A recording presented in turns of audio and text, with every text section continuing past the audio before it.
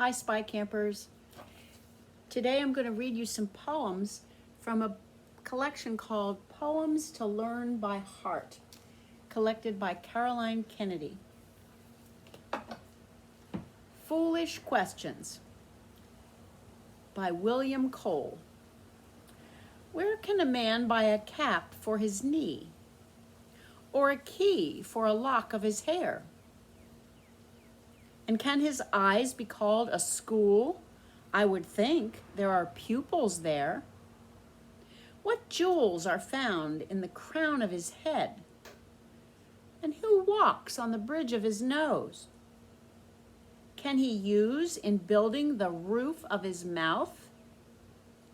The nails on the ends of his toes?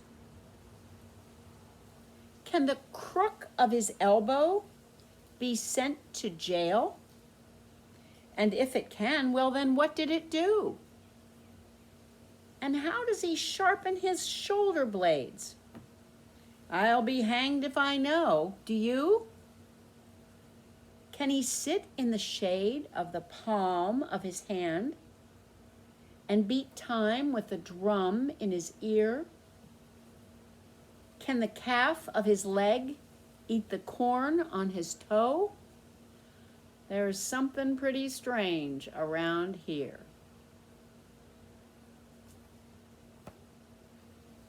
This one's called Sick by Shel Silverstein.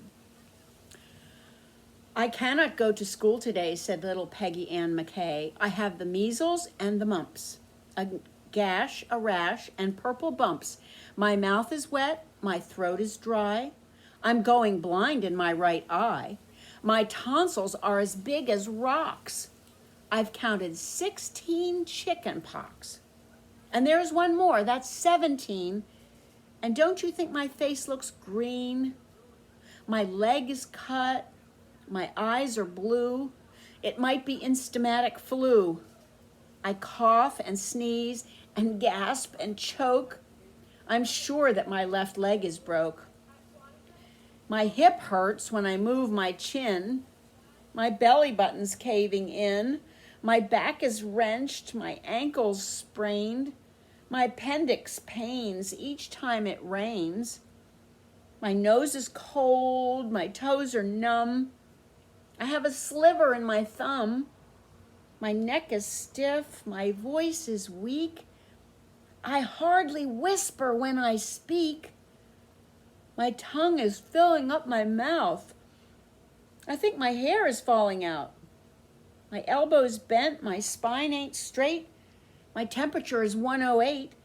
My brain is shrunk. I cannot hear. There's a hole inside my ear. I have a hangnail, and my heart is... What? What's that you say? You say today is Saturday? Goodbye. I'm going out to play.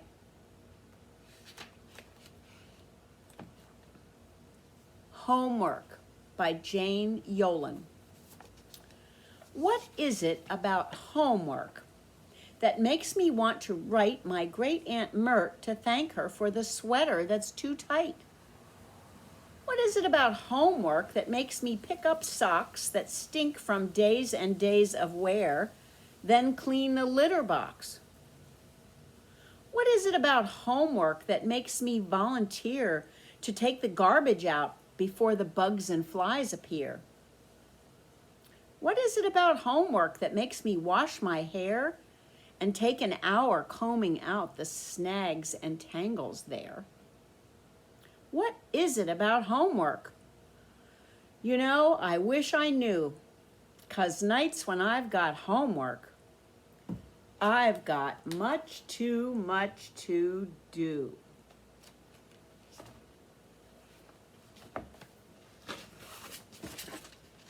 If Little Red Riding Hood by Jeff Moss. If Little Red Riding Hood had a dad, perhaps things wouldn't have turned out so bad.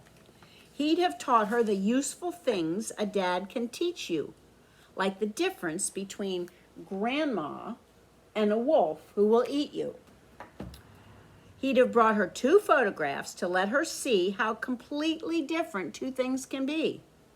He'd show her a picture of his kindly old mother and say, Grandma's one thing, a wolf is another. Grandma wants to hug you and give you a kiss.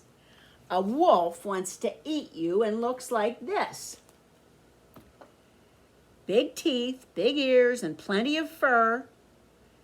Now look at your grandma. Does a wolf look like her? Your report card was great. I know you're smart. So it shouldn't be hard to tell them apart. Now please get to Grandma's before it gets dark. Don't go through the forest. Stay out of the park. Don't stop to talk to any wolves you meet. And don't wear that red thing when you walk down the street.